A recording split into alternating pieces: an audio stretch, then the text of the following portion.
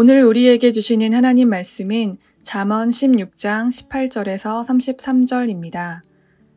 교만은 패망의 선봉이요 거만한 마음은 넘어짐의 앞잡이니라. 겸손한 자와 함께하여 마음을 낮추는 것이 교만한 자와 함께하여 탈취물을 나누는 것보다 나으니라. 삼가 말씀에 주의하는 자는 좋은 것을 얻나니 여호와를 의지하는 자는 복이 있느니라. 마음이 지혜로운 자는 명철하다 일컬음을 받고 입이 선한 자는 남의 학식을 더하게 하느니라. 명철한 자에게는 그 명철이 생명의 샘이 되거니와 미련한 자에게는 그 미련한 것이 징계가 되느니라. 지혜로운 자의 마음은 그의 입을 슬기롭게 하고 또 그의 입술에 지식을 더하느니라. 선한 말은 꿀송이 같아서 마음에 달고 뼈에 양약이 되느니라. 어떤 길은 사람이 보기에 바르나 필경은 사망의 길이니라. 고되게 일하는 자는 식욕으로 말미암아 애쓰나니 이는 그의 입이 자기를 독촉함이니라. 불량한 자는 악을 꾀하나니 그 입술에는 맹렬한 불 같은 것이 있느니라. 패역한 자는 다툼을 일으키고 말쟁이는 친한 벗을 이간하느니라. 강포한 사람은 그 이웃을 꾀어 좋지 아니한 길로 인도하느니라. 눈짓을 하는 자는 패역한 일을 도모하며 입술을 닫는 자는 악한 일을 이루느니라. 백발은 영화의 면류관이라 공의로운 길에서 얻으리라. 노하기를 더디하는 자는 용사보다 낫고 자기의 마음을 다스리는 자는 성을 빼앗는 자보다 나으니라. 제비는 사람이 뽑으나 모든 일을 작정하기는 여호와께 있느니라. 아멘. 오늘 본문 18절에는 아주 유명한 구절이 나옵니다. 교만은 패망의 선봉이요 거만한 마음은 넘어짐의 앞잡이라. 교만하면 패망한다는 말입니다. 잠언 기자는 지금 이 메시지를 강조하기 위해 동의 대꾸법을 사용합니다. 상반절과 하반절에 동일한 의미의 단어를 대응시켜 한 가지 메시지를 강조하는 것이죠. 교만과 거만한 마음을, 패망과 넘어짐을, 선봉과 앞잡이를 대응시키므로 교만이 초래하는 끔찍한 결과가 무엇인지 강조합니다. 이런 구조를 통해 잠언 기자는 교만에 대해 강력하고 분명하게 경고합니다. 그렇다면 교만이란 무엇일까요? 먼저 교만으로 번역된 히브리어 단어의 기본 의미는 높임, 자랑, 자만이고요. 이 교만이라는 단어와 대응되는 거만한 마음 역시 마음이 높아진 상태를 의미합니다. 즉, 교만이라는 단어가 가지고 있는 기본적 의미는 다른 사람들보다 자신을 높이고 자랑함으로 높아진 상태라고 할 수 있습니다.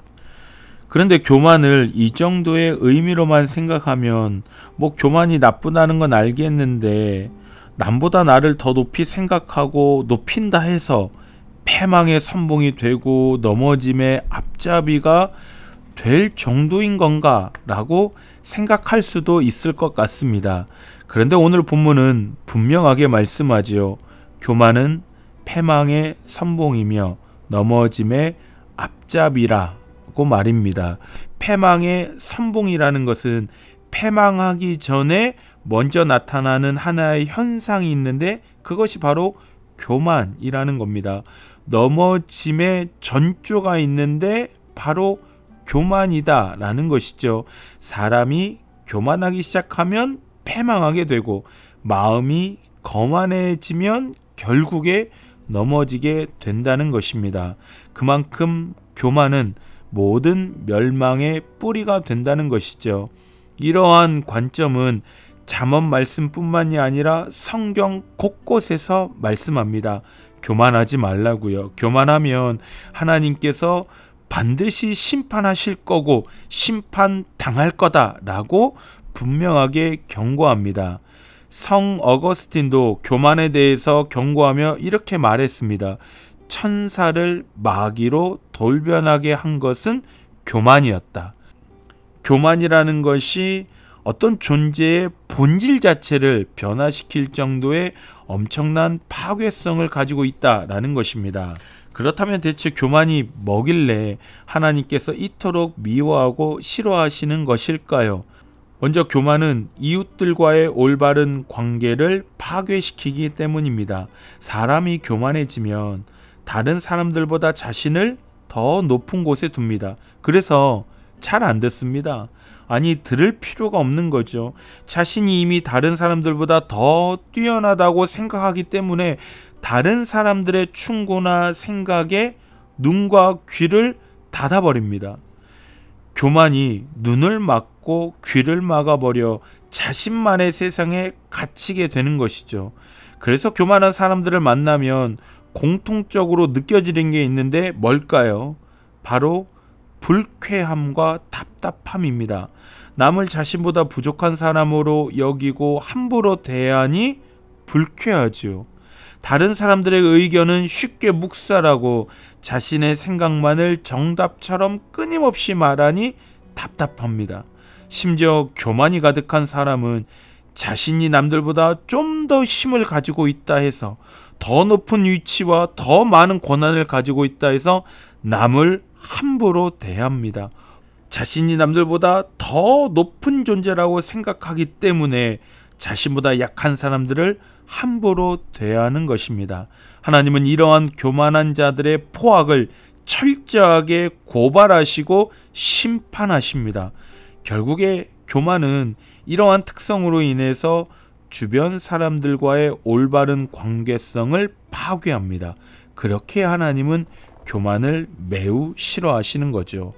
두 번째로 교만은 하나님과 우리의 올바른 관계를 파괴합니다. 성경은 분명하게 하나님만이 우리의 창조주와 주인 되시며 우리는 피조물이고 종이라고 말합니다. 그런데 교만해지면 이 관계가 무너져 버려요. 왜냐하면 이제 하나님보다 자신의 생각과 판단을 더 높은 곳에 두기 때문입니다. 피조물인 자신이 창조주 하나님의 자리에 앉으려 하는 겁니다.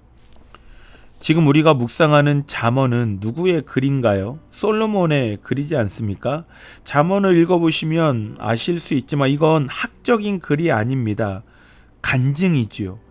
솔로몬이 살면서 경험하고 깨달은 삶의 지혜를 적은 겁니다. 솔로몬은 경험한 겁니다. 교만하면 망한다라는 것을 말입니다. 우리는 이 진리를 솔로몬의 삶을 통해 분명하게 볼 수 있습니다. 솔로몬의 전성기라 한다면 언제일까요? 즉위 초기 때입니다. 솔로몬이 왕으로 등극했을 그 초기 때 솔로몬은 어떤 왕이었을까요? 끊임없이 하나님의 지혜와 은혜를 구하는 왕이었습니다. 열왕기상 3장을 보면 1000번제를 드리지요. 1000번제는 1000번의 제사를 드렸다는 말이 아니라 1000마리 혹은 셀 수 없을 정도의 수많은 제사를 하나님 앞에 드렸다라는 의미입니다. 그러면 솔로몬은 왜 이렇게 많은 제사를 드렸을까요?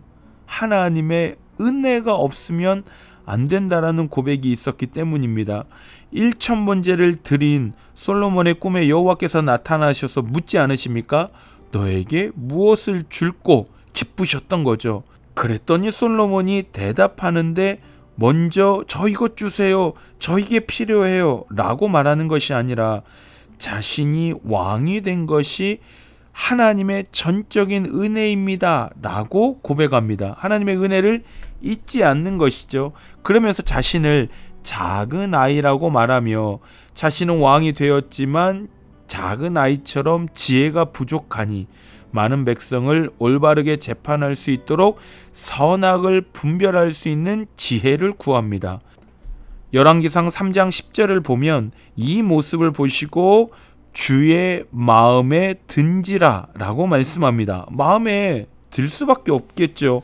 왕이 되었다고 권력에 취해서 자아도취에 빠져 교만해져서 자기 마음대로 하는 것이 아니라 끊임없이 모든 것이 하나님의 은혜입니다를 고백하며 자신의 연약함을 인정하고 하나님의 도움을 구하며 삶을 살려 하니 하나님께서 얼마나 이쁘시겠습니까?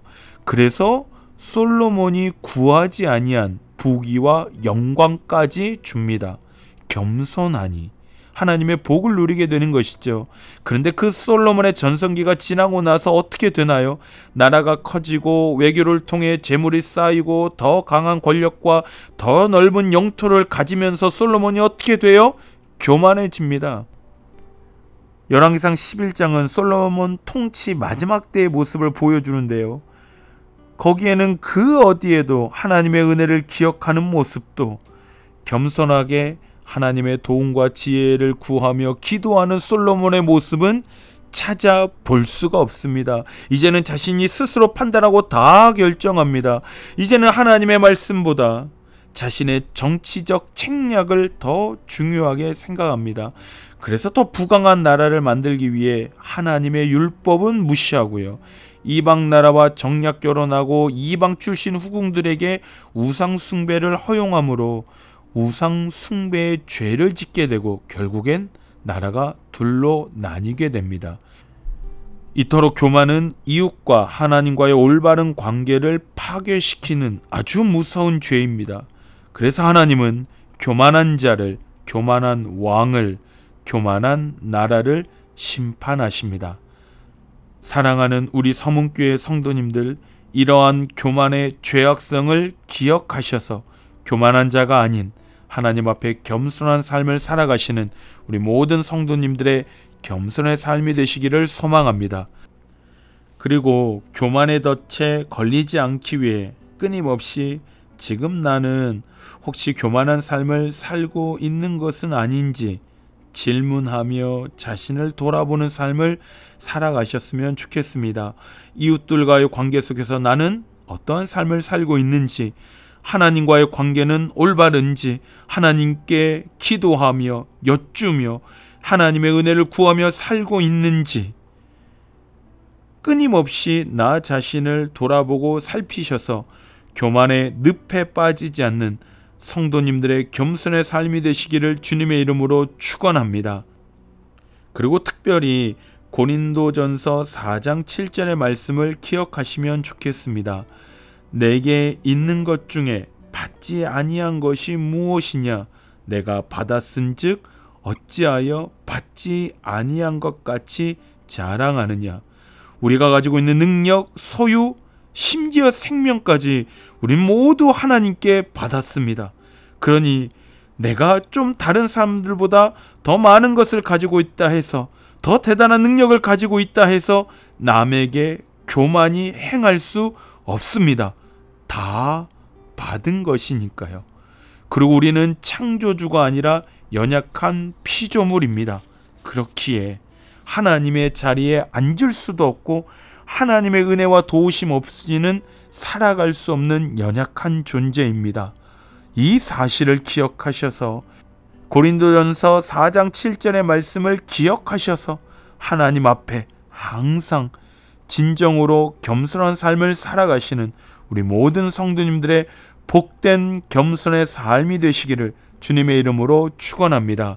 우리 말씀을 기억하며 기도하실 때 교만은 패망의 선봉이며 넘어짐의 앞잡이임을 기억하며 교만한 자의 삶이 아닌 하나님 앞에 겸손한 삶을 살아가게 하소서. 우리 교회를 위해서 기도하실 때 개강한 다락방 모임 가운데 말씀의 나눔이 풍성케 하소서. 이 두 가지 기도 제목 가지고 주님 앞으로 나아가겠습니다. 함께 기도하겠습니다.